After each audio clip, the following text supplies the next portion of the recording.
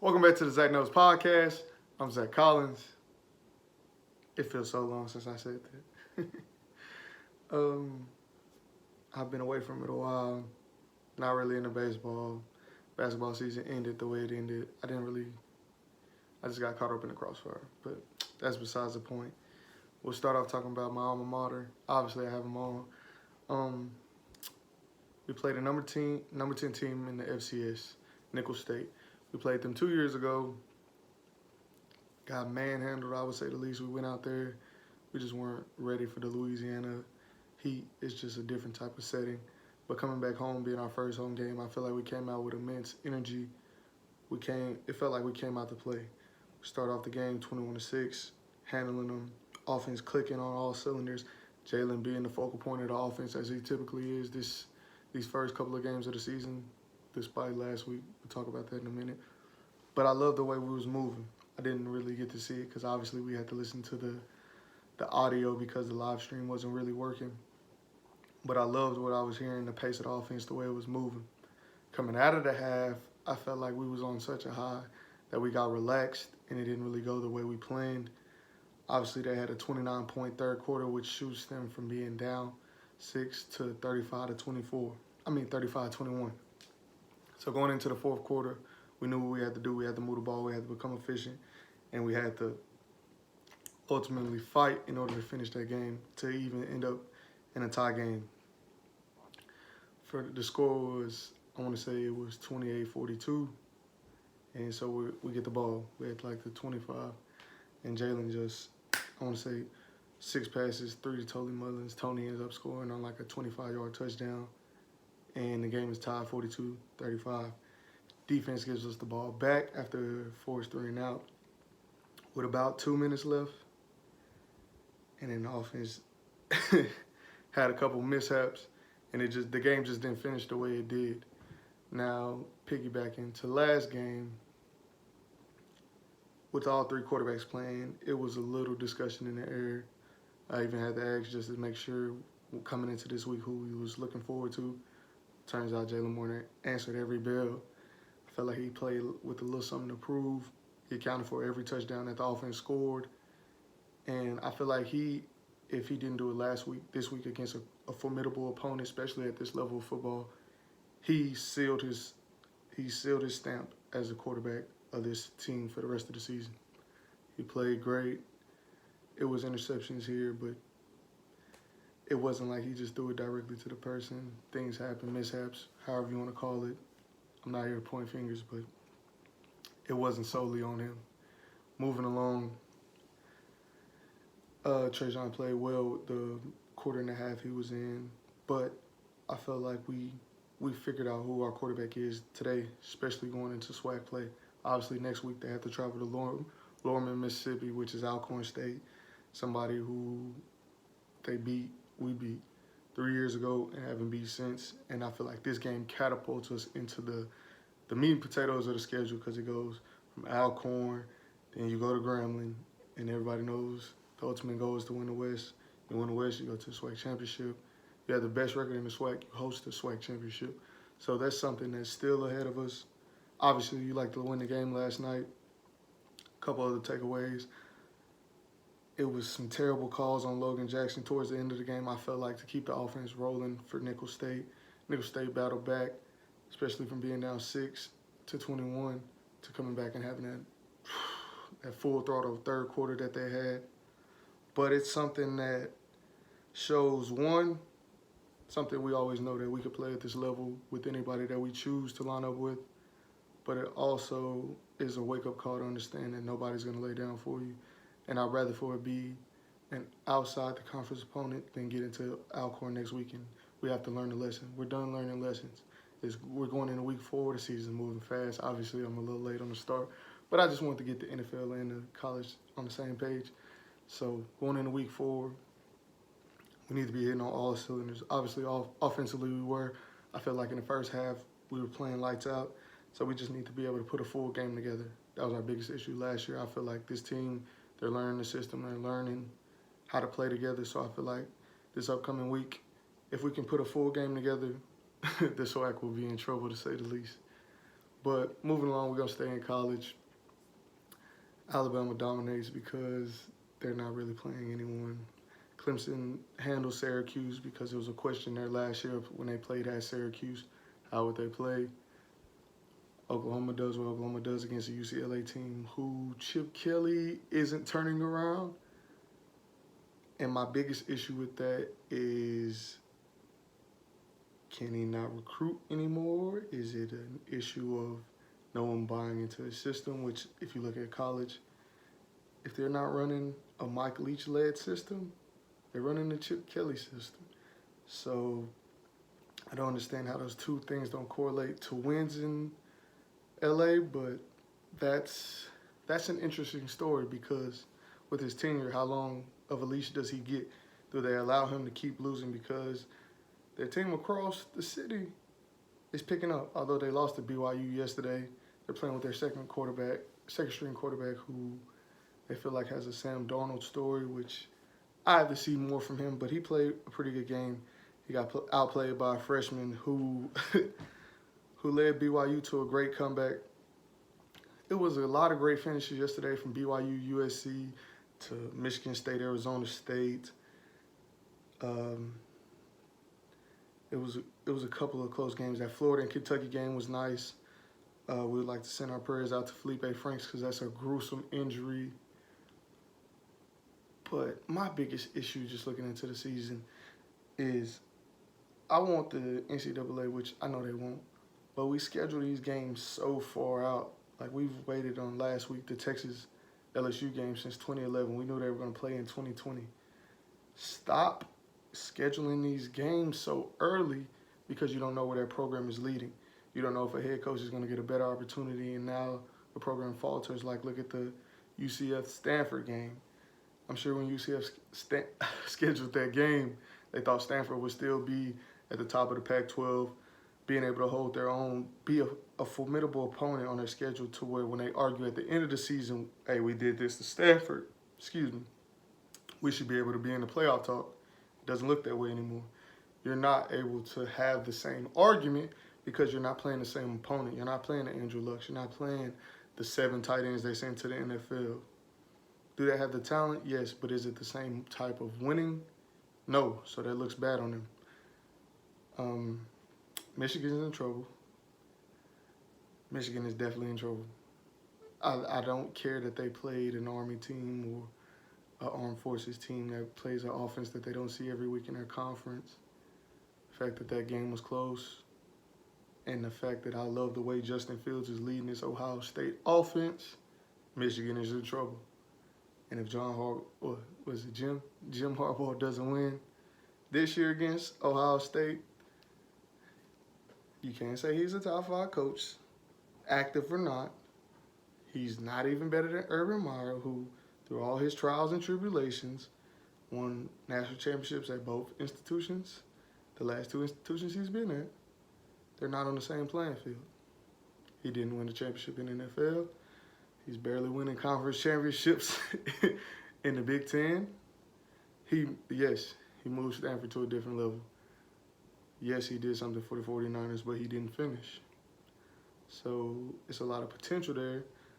The quarterback that he got from Ole Miss, Shea Patterson, he's not really panning out the way I would want him to if I'm trying to make a national championship push. We're not just talking about the Big Ten. Yes, they have to get out of the Big Ten, but we're trying to reach. With a blue blood program like Michigan, the goal is national championship, and I don't see them on that trajectory. They're hitting a freight train come the end of the season, and it doesn't look like it's going to be pretty. But that's just the quick wrap-up of everything that happened yesterday. I'm really loving the type of person that Jalen Hurts is being for this OU team. You can see the Sabanisms in him. You can see the way he acts. You can see why he was in the position he was in of only losing 3 games as a starter at Alabama. You can see the type of mindset he has. After last week they went, I think they put up 70 points. 10 different people scored touchdowns, and he's in there lifting just because he wasn't satisfied with his performance. I think right now he has 13 total touchdowns and 12 incompletions. That's insane. actually 13 passing touchdowns, 12 incompletions. He had 150 rushing in the last 3 weeks. I think he's the team's leading rusher. It is scary. I don't know if I'm more scared for the fact that if he does this the full season, will they try to not give it to him and give all the credit to Lincoln Riley? Will they credit Lincoln Riley in growing his game as a quarterback? Because granted, we're not talking about you doing all these deep crossing patterns. No, it's get the ball out of your hands. Offense, get the ball into your playmakers' hands.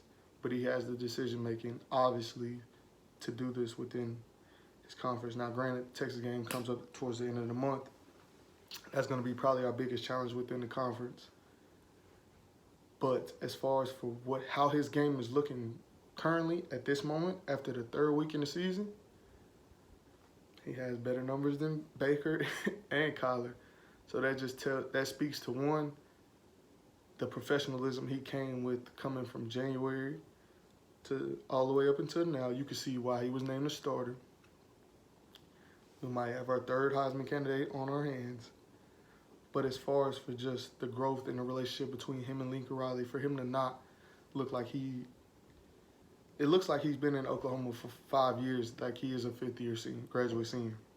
And he's been there 8 months. So that's a testament to his will. That's a testament to his relationship with Lincoln Riley. That's a testament to the play calling style that Lincoln Riley does. He's putting him in the best position to win. Obviously, on the outside, he has some great talent between Charleston Rambo, CeeDee Lamb, with 3 deep at running back. We have a fullback again who's playing his number 27. He's playing at Trey Rowe. You can see we replaced all 4 of the All-Americans that left. We had the best center in the nation. The defense is just more aggressive. I like the fact that they moved Bookie down towards the box because that's what he is. Even though his stature is short, his physicality is what's needed around the box. I would say we miss Trey Norwood, just as far as his versatility with him playing outside corner and even backing up the safety. But the defense has picked up the slack. Ronnie Perkins is looking good. Murray, as much as I talked, he looks better. Which, granted, I think he had 156 tackles last year. That's fine. I want to see him in the Texas game. I want to see him in the Big 12 championship. I want to see him in the national championship, the playoff, making those same plays. I feel like it falls down a little bit. But right now, he's playing like a man possessed. I don't really like the vices, but that's just our colors. But as far as for everything that's going on in the college realm, I like where PV's headed right now. This is a statement game. You got to see, what are you going to do this year in SWAC play? Are you going to lead us to the promised land, or are we going to do the same thing we did the last 3 years? Which is win a game against one opponent and lose against the other 2 top opponents. Because the SWAC, you got to go through 3 people. Alcorn in the East, Grambling Southern in the West. And I only say that being somebody who graduated from PV is the way it's set up. You got to beat the top dog. Last year we beat Grambling, there was a top dog. Then we lost to Southern, who ended up winning the conference. This year, we got to see what we made of. Now, moving along, staying within the college realm, though, Tim Tebow makes, I said the worst take of the year. Ultimately, he says the California State bill is not something that he's a fan of because as an NCAA athlete, you choose to go to these institutions because the love you grew up with them. Florida was the school that he dreamed of, and he felt like whenever you bring money into it, money will become the sole purpose people go to schools, the sole purpose that becomes why you play. And he said it takes away from the game whenever players are playing for money instead of playing for the love of their school. That's fine. That's especially fine whenever you call your home that weekend and you can get the money that you need to live. It's not fine when I bring over millions and millions in revenue. I bring in new TV deals. I'm the reason the enrollment is up and my mama lights is off. Or I don't have gas to put in my car that week because the only money you gave me is for rent, and you expect me to eat at the calf, but I've been in meetings till 9 o'clock, and the calf closes at 7. Those things don't add up. Now, granted, the one specific person on scholarship might receive a certain type of treatment, yes. But is that who he's linked to? Is that the only person that matters in the situation? No. Because if my mom calls me and tells me this, that, and the third is off, and I can't help her because I'm giving you 80 hours a week, that's a problem there. Because my jersey is selling out of the bookstore. Y'all just signed a new TV deal. My coach makes $1 million to $10 million a year, whether you be Dabo Swinney, who makes $10 million, or Will Muschamp, who makes $1 million. But I don't get a dime. I'm not saying these players have to have $1 million contracts. I'm not saying they have to have $100,000 contracts. I'm not saying you shouldn't add to the stipend. I'm just saying they need more money than they're getting, and you telling me that a free education is my payment when that doesn't equal out, because you're making way more money off me than you're losing for me not paying to go to school. And that's an issue, especially for someone who doesn't understand who can't even fathom to put himself in the position of his teammates, where they're probably poverty stricken. They're probably, when they much rather stay at school than even go home, because that's the only place where they have their own bed. And for you to say that it's going to take money out of the game, no, it's not. I gave the example on Twitter. Texas had the biggest television deal for the majority of this decade. Texas had the biggest deal. Texas has been awful for the majority of this decade until the last 2 seasons, until Tom Herman got there, obviously. So for you to say that big money wins, it does. That's the reason why some people go to HBCUs go to PWIs over HBCUs. Because if it was all built off tradition, every 5-star athlete would probably go to them. Or Jackson State, who looks like they're coming back, which I didn't even speak on them.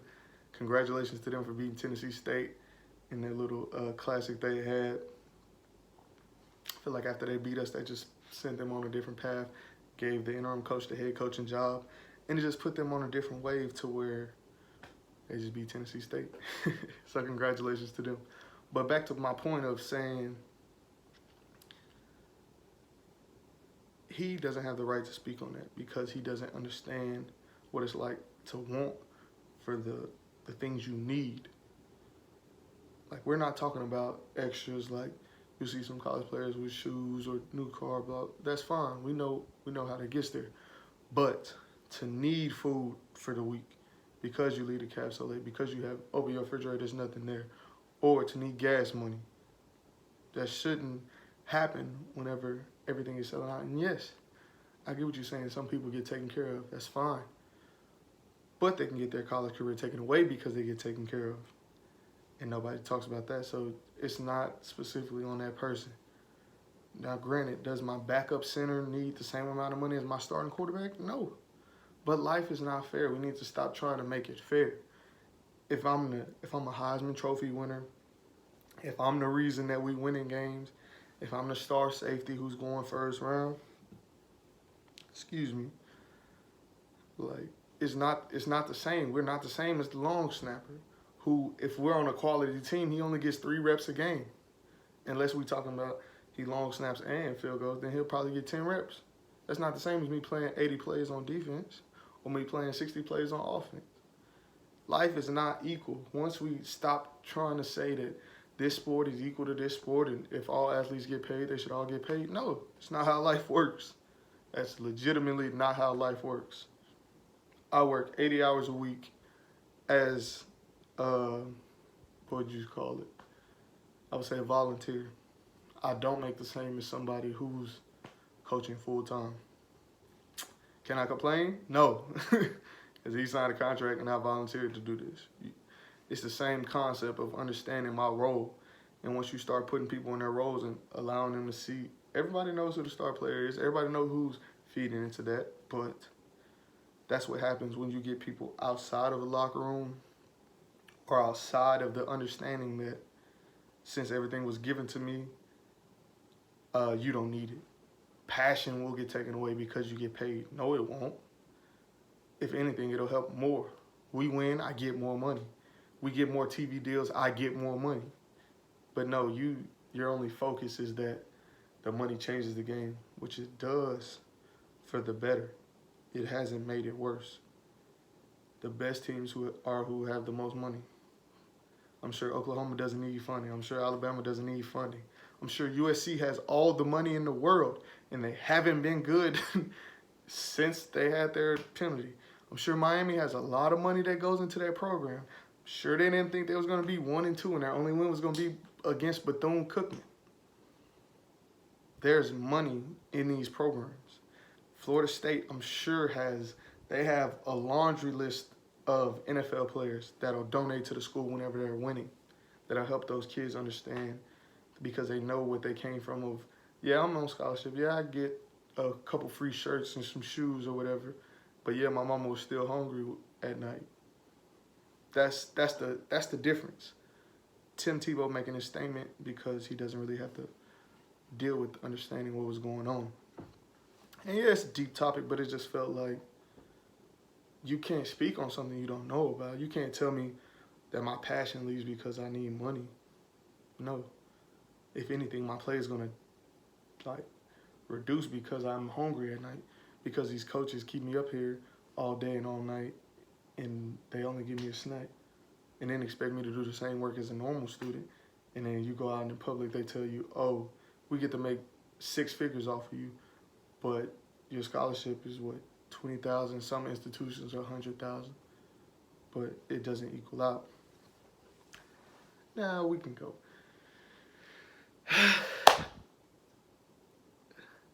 Basically, Tim Tebow was wrong. I feel like money being played to players who've earned it, it doesn't change the game. But I didn't like his take at all. Now I'm going to take this one on the chin. But first I'm going to say, if you're a Browns fan, like a true Browns fan, you knew eventually we was going to mess this up. It was too good to be true. But it's not something we can't come back from. It's not something that's going to hurt us the rest of the season. It is a game to let you know that Marcus Mariota is on his rookie deal, trying to get off of it. The Titans defense is formidable. Probably going to be a top 10 defense. Their defense could lead them to win their conference, depending on how they play Houston, with Andrew Luck retiring. Who saw that coming? But then once you do the math and see all the surgeries, all the injuries, it makes sense, especially at his position, even with him having all those injuries. Eventually you got to step away from the game, and he'd rather walk away than crawl. So I don't blame him for that. It was funny seeing the reaction to Jacoby Brissett, though. Being like, are you serious? But as far as for us, Freddie Kitchens, for the entire camp, watching Browns, whatever it's called on YouTube, he's been preaching physicality, being the most physical team. And I think we found a false sense of reality with physicality, with all the personal foul penalties. I think we've been trying to impose our will too much. I think this just shows how much they've obviously been hitting camp. When every day I look on there, we in full pads. And granted, I'm a ball player. I understand the need of pads. I also feel like I understand, like, this season was the most I've seen players sit out of preseason, like, ever. Like, it looks like every team, people didn't play. From Odell and Jarvis didn't play in the preseason. Gurley didn't play in the preseason. Obviously, Brown didn't play in the preseason. Now he's on a new team. We're going to get up there, too. But as far as just stars, just felt like they didn't need to play in the preseason.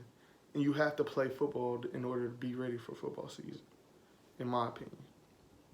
So for me, I think everybody not playing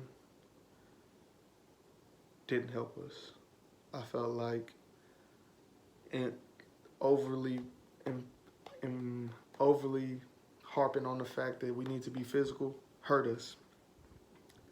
Yes, you have to be physical to win football games, but you don't have to be stupid to win football games. And I feel like the penalties make it stupid. Late hits on the quarterback, Myles Garrett overhand slapping Buddy. Like, it was a lot going on. We lose our right tackle. What was it, the left tackle? Lose our left tackle to kicking a DB after the DB manhandles our left tackle. So that should tell you about who's more physical. Granted, our offensive line is C+, and we lose our left tackle.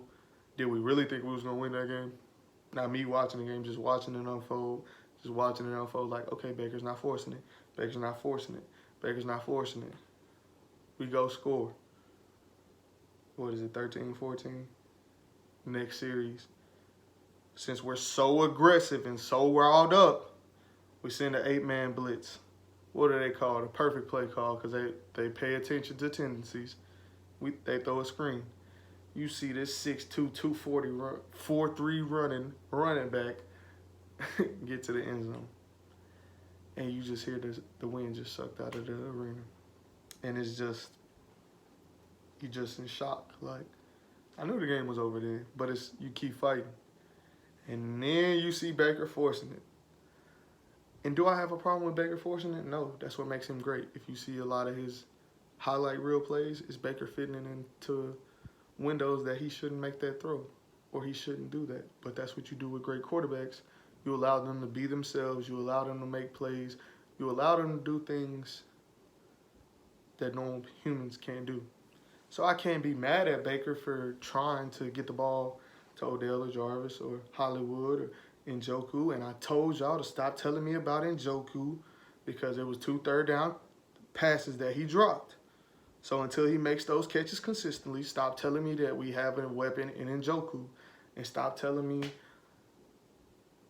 about Chubb or Hunt when we only called, 12 runs? That's a true issue. You can't, yes, I get it. And that's the thing that kills me about certain offensive coordinators. They start getting fascinated with the weapons on the outside. And you forget what wins the game. Running the ball. It takes time off of the clock. It wears the defense down. And it allows you to open up your playbook. But when you throw the ball 50 times and you get down by 2 touchdowns, I know what you're going to do. Throw the ball. What does that mean? My defensive ends can pin their ear back and not have to worry about, is it a zone? Is it a counter? Do I go to the quarterback or the running back? Who is my read? Where do I go? Am I on the hill line? They don't have to think about that. You know what they have to think about? Let me beat this tackle. Let me beat this guard. Let me beat this center and go get the quarterback. Who can get there faster? Me or the other side. And Cameron Wake is Cameron Wake. There's no reason this man should be playing as good as he is to be at this point in his career. For the amount of time he spent in the CFL, for the years he put in Miami to come here and strip sacks and really hurt Baker at a certain point. That's why Baker ended up on the injury report this week. But and then the watch controversy with Odell. Like he said, it's mainly just because he is Odell, it's an issue. I think if he wasn't Odell, it wouldn't have been an issue. Although am I a fan of him wearing it on the field? No. But am I Odell? No. So I can't tell him what to do. If he has the money to play in a $350,000 watch and don't care if it break, I hope it don't break. That's not the issue. That wasn't the reason we lost the game. We lost the game because Freddie Kitchens keeps emphasizing physicality. His players didn't understand what he was talking about. He's talking about between the whistles, not after the whistles, not making dumb mistakes. We lost the game because we're young. We lost the game because our quarterback started forcing the issue because he felt like the game was on his back, on his shoulders, and it wasn't. He must have forgot he had nearly a 1,000-yard rusher standing behind him last year. Hilliard comes in the game, shout out Tulane, and he scored. He had great returns on kickoff. I bet whoever was betting on the line of Odell scoring our first touchdown of the season was hurt when Hilliard did. Odell came out on the first series firing. I think we threw him the ball 3 times. I think over the game he had 6 catches, like 80 yards or something. He did what he was supposed to do. We didn't lose the game because of him. We didn't lose the game because of Jarvis. We lost the game because youth, bad decision-making by Baker Mayfield in the 4th quarter, questionable defensive calls, and just we weren't ready. You started feeding into the hype. I don't like how Freddie was playing catch before the game with the gloves and like playing around. I don't feel like a head coach does that. But with this being his first time being a head coach, doesn't really know that. Yeah, and pre-game, like early in the game with a few fans is out there, that's fine. I don't need my head coach playing catch 15 minutes before the game, gloves on, people stretching, and he's playing catch. That's not head coach like, not in my eyes. But we learning. We'll see how it go. We got the Jets Monday night playing Sam Darnold. I thought how you a grown man to get mono is beyond me, but it's a win for us. I don't see anybody else outside of Jarvis Landry and C.J. Mosley really being able to stop us. I feel like we get our ground game going.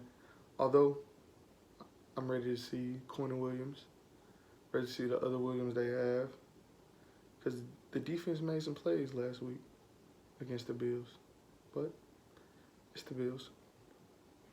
Congratulations to the running back Lamar Jackson. I think that's how the season's gonna go. You found out why Marquise Hollywood Brown was the first receiver taken off the board, even though he didn't run a 40, didn't have a pro day workout, didn't have a combine workout. Film speaks for itself. Everything he did at OU, he did to Minkah Fitzpatrick. The Dolphins are terrible. And guess who the Dolphins play this week? The New England Patriots. Where are we going to start with Antonio? Am I going to tell you that I believe that he purposely left Oakland? Yes. Do I think he knew where he was going? No. He told you from March until August, I don't need the game. So I genuinely felt that he signed the contract, got his guaranteed money, and realized, one, Oakland probably wasn't going to win much, but also he felt like he didn't need the game. And you get to see the sensitivity in Mike Mayock. You get to see the reason why this is his first job. Because he might, his mock drafts are hit and miss sometimes, but that's not the biggest issue. I feel like the biggest issue is him just being away from the game so long. You can watch it, but once you're a part of decision making, I feel like you can't go straight from TV to GM. He should have been a personnel rep or anything like that before he went to GM. And I don't think he handled that situation well. I don't think him and John Gruden were on the same page. So you can't blame AB for playing both sides, for him to be able to do what he wants, because they allowed that. The same reason the Steelers can't be mad whenever they allowed AB to be who he was. Same way they allowed Ben to be who he is. That's the thing. Either you have a culture of you abide by my rules and I'm forced to listen to you, or you have a culture where you do whatever you want, you act out. I'm not surprised because that's the person you've been the entire time. So you can't be mad at AB for being who he always was when you allowed that. You allowed him to do certain things. You allowed him to get away with certain things. You allow him to be himself. Gruden allowed him to be himself, and then Mayock wants to come and be the ruler and say, no, you can't do this. It's not Mayock's job. Gruden has to win with these people. Mayock just has to put them on the field. So, do I think that incident was real the week before he left? Yes. Do I think he genuinely felt like that? Yes. Did he call him what he called him? Probably. He's from Florida. That's enough said. He's from Florida. If anybody knows anybody from Florida, you know how they act. You know how they operate. They're not taking much. And it takes a lot for them to speak. And when they do, they spaz. Because they don't speak that much. It's a different code of ethics. It's a different type of respect. And I don't think Mayock had it for him, and I don't think he had it for Mayock. I think he respected and wanted to play for Gruden, but looking at the whole totality of the situation, he knew it wasn't going to work out. Now, this rape situation. It's not a criminal investigation that's been started. I watch his Instagram posts faithfully. They don't look like his email that was sent. So don't tell me that was him.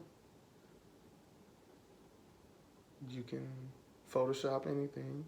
You can make it look however you want to look. I don't believe anything until I see it. Until they tell me his VPN or whatever little thing is called. Until they tell me it was sent from his phone or his laptop or his home address, because you can track those things. I don't want to believe it. Do I think something happened? That's not my call. I wasn't there. Am I saying she's a liar? No. But until I see actual proof, he gets to play. He made the travel list today. He's going to be in Miami. How exciting would that be for him to go home and ball with the New England Patriots? I hope he plays. Do I think he should play? Yes. Until he's proved guilty, he should play. That's the bottom line. That's how it works.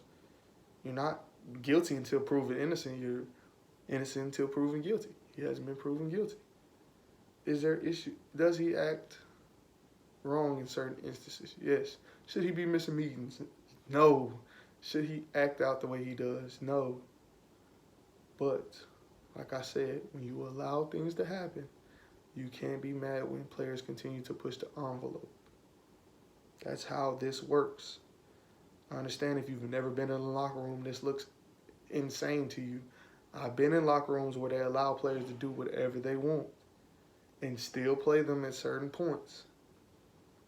And I've been in locker rooms where the best player was the best person to look after, was the best person to watch, was the best person to model yourself after.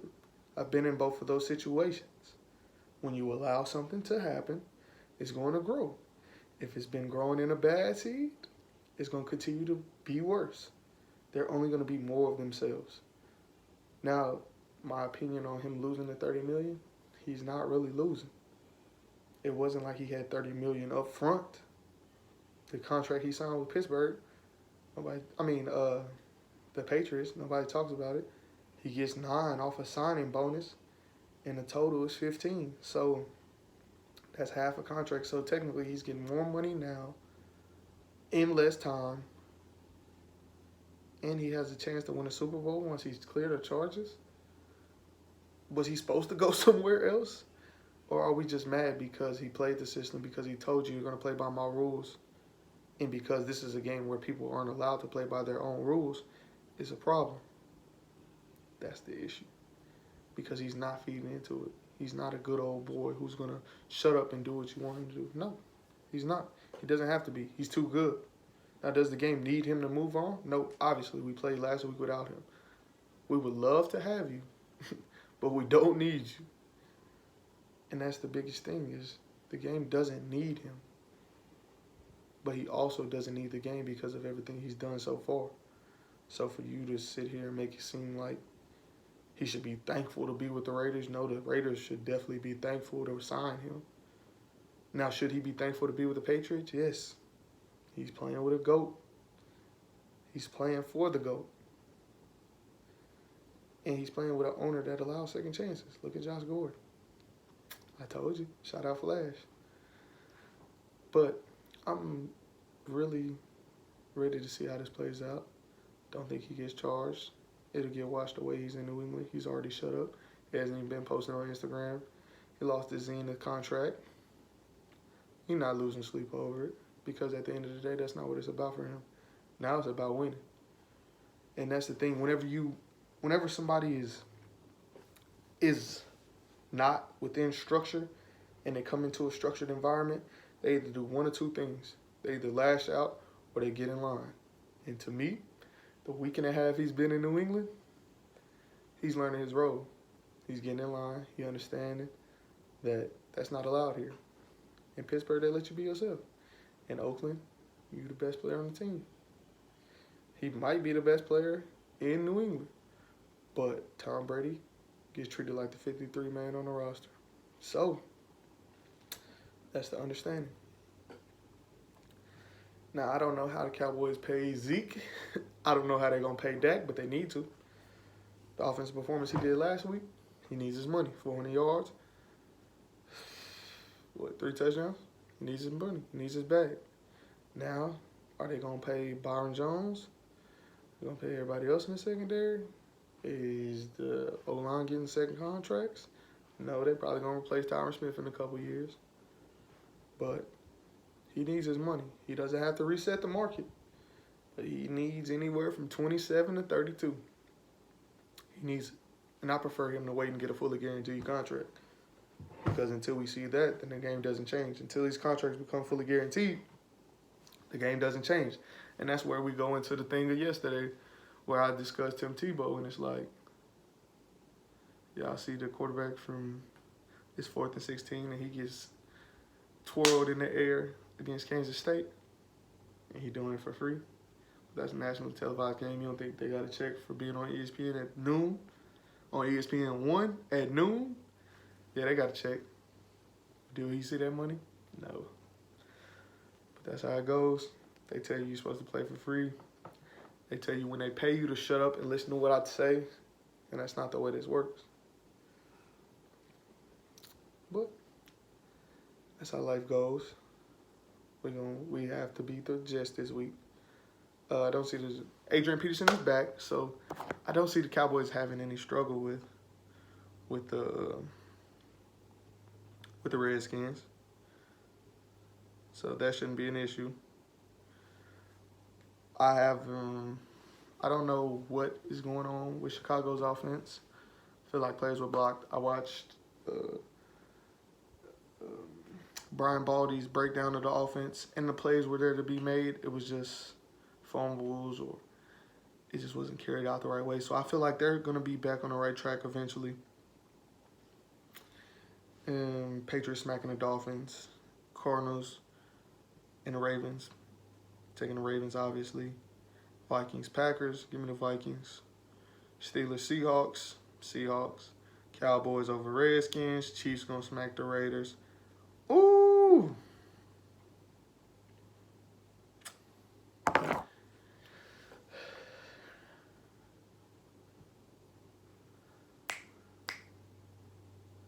Saints